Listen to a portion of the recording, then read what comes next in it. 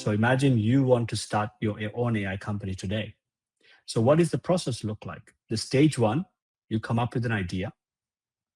Stage two, you have to build the technology. So you have to build the technology. You have to understand how to set up the technology. So imagine, let's take an example that someone in this group wants to build a chatbot, similar like a ChatGPT, but let's say specialized in Philippines weather, because I heard you guys have terrible weather. So let's say you build a chatbot. You can go to the chatbot, you can ask about Philippine weather, and it give you predictions. Far more prediction, far more accurate prediction than a news provides, or maybe what you can find on internet. Now, let's call it weatherphilippines.com. So that's the website. So now you're building stage two. Since you're a business, you want to collect payments from the users. So let's say the business model of this philippinesweather.com is $1 every month your user have to pay to use the service. Let's assume, okay? I mean, it could be $0.1, whatever it is, right? It could be in pesos. So the stage three, in order for you to collect payments, you need to integrate a credit card payment system.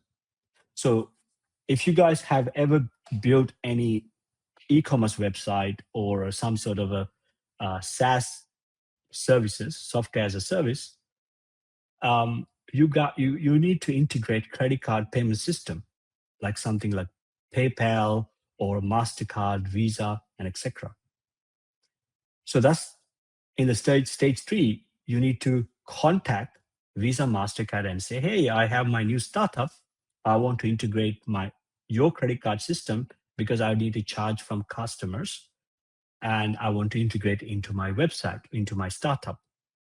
And they're going to ask you, okay, who are you? Like, tell me about yourself a little bit more.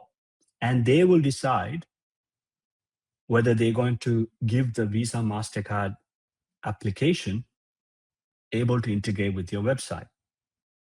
Now, the merchant, the credit card merchant or PayPal, going to collect payments behalf of your customer. And then PayPal or the MasterCard, they're going to transfer the money from their bank account to your bank account. But since you're a business, you're a startup, you need to have a bank account.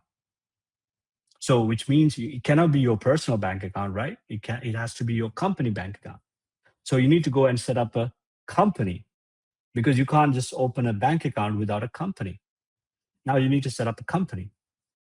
And in order to set up a company, you have to go and find a lawyer and etc.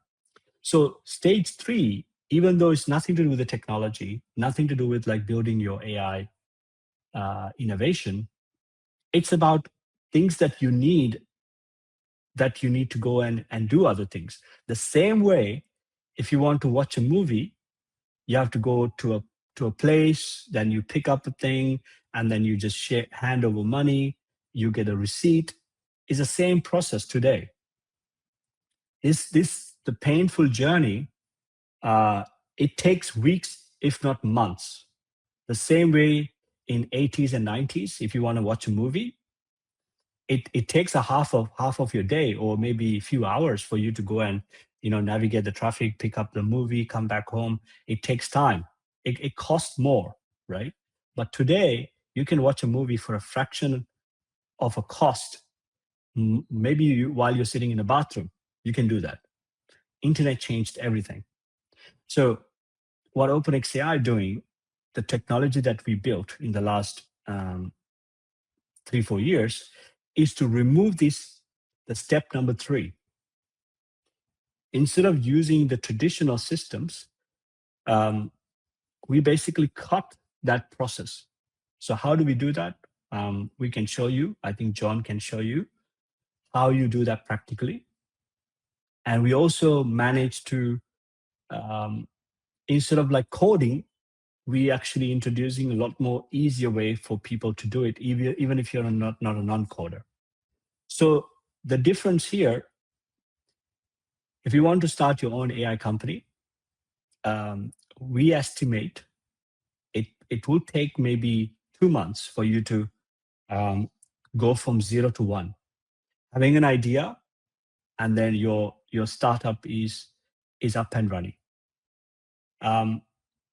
Now the problem in Philippines, getting a bank account might be easy, but if you go to some places like Middle East, like in Dubai, if you want to open up a bank account, that would take like few months to get a bank account.